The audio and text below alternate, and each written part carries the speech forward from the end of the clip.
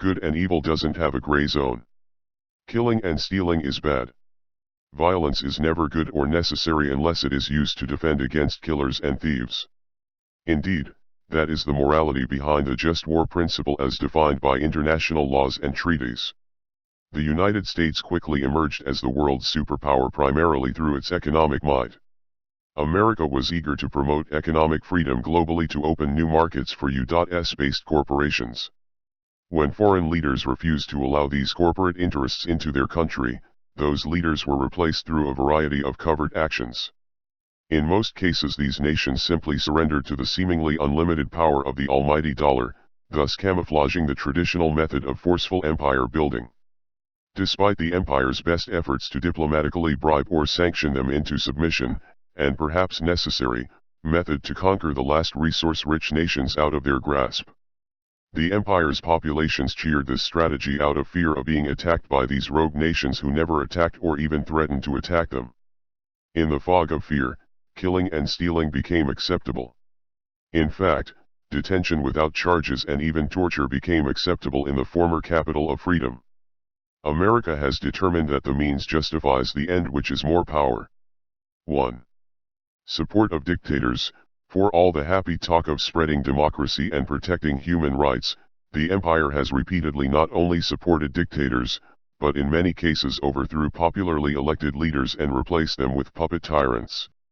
Examples range from installing the Shah in Iran, Pinochet in Chile, supporting Musharraf in Pakistan, and their everlasting love affair with the brutal Saudi royal family, to name a few.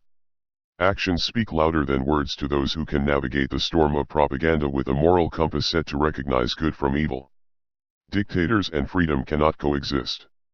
2. Preemptive wars of aggression. It could be said that all wars are preemptive in nature because so many entities benefit from war. Yet, even before America's latest crusades, they covertly and surgically attacked countries that never threatened them. This allowed them to maintain the moral high road in the public's eye while constructing the foundation of their empire. 3. Torture.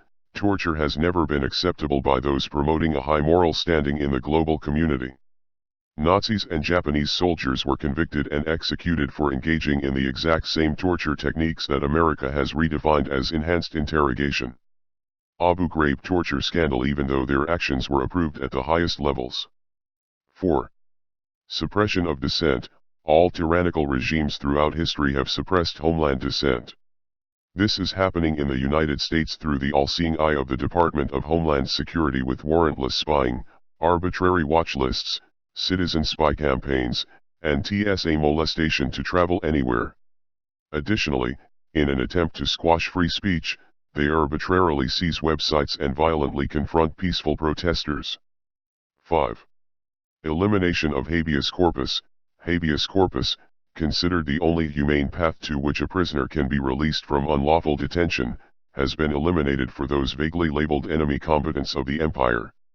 As Guantanamo prisoners rot under such pretenses, prominent lawmakers in the empire propose the exact same lack of rights for American citizens if they're labeled an enemy belligerent.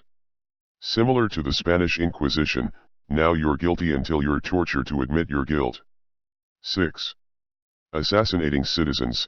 Now the U.S. government not only can seize a U.S. citizen and confine him in prison for the rest of his life without ever presenting evidence and obtaining a conviction, but also can have him shot down in the street or blown up by a drone.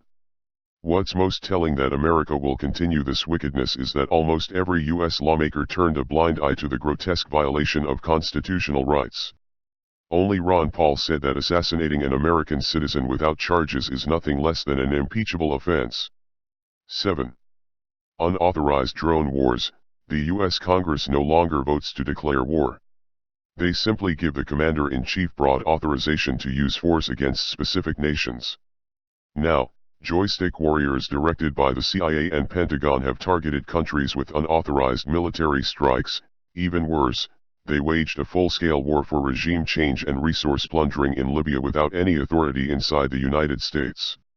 Under the NATO flag, which is 75% funded by the US, they flew over 9,200 strike sorties in Libya to illegally topple Gaddafi. 8. Use of weapons of mass destruction. How ironic that the world's policeman for weapons of mass destruction is the only one to use them on a mass scale. The United States is on record using chemical, biological and even nuclear weapons.